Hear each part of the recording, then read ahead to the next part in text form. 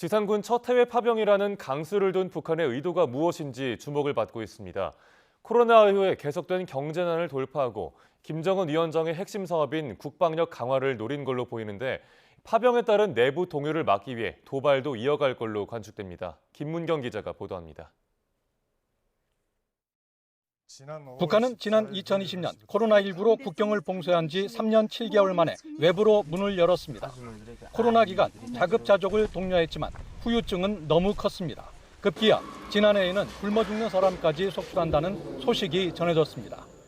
관계 기관 간의 북한 식량 사정 평가를 긴밀히 공유하고 있으며 일부 지역에서 사자가 속출하는 등 식량난이 심각한 것으로 보고 있습니다.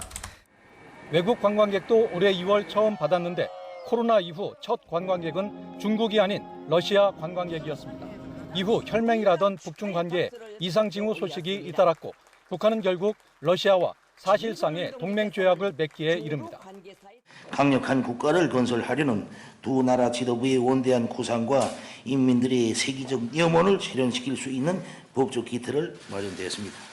Подписанный сегодня договор о всеобъемлющем партнерстве предусматривает в том числе оказание взаимной помощи в случае агрессии против одного из участников этого документа. 여기에서 시작된 북한군 파병은 올해 말까지 만여 명에 이를 것으로 예측됐습니다. 월급은 1인당 2,000달러 수준으로 알려졌는데 전쟁 이후 복구 작업 참여도 약속받았을 가능성이 높습니다. 한미의 대북 위협을 비난하던 북한이 안보에 구멍이 생길 수 있는 파병을 선택한 것 경제난 때문이라는 지적이 나오는 이유입니다.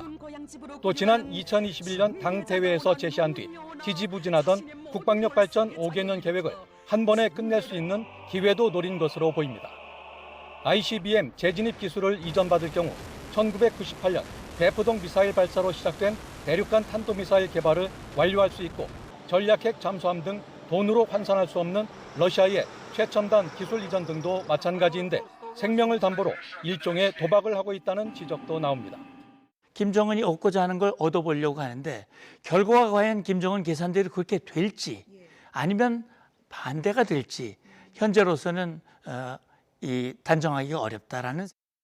북한의 파병이 우리와 무관하지 않은 핵심적 이유인데 파병에 따른 내부 동요를 막기 위해 외부 위협을 더 부풀릴 가능성이 커 남북 간에도 계속 긴장이 흐를 것으로 예상됩니다. YTN 김문경입니다.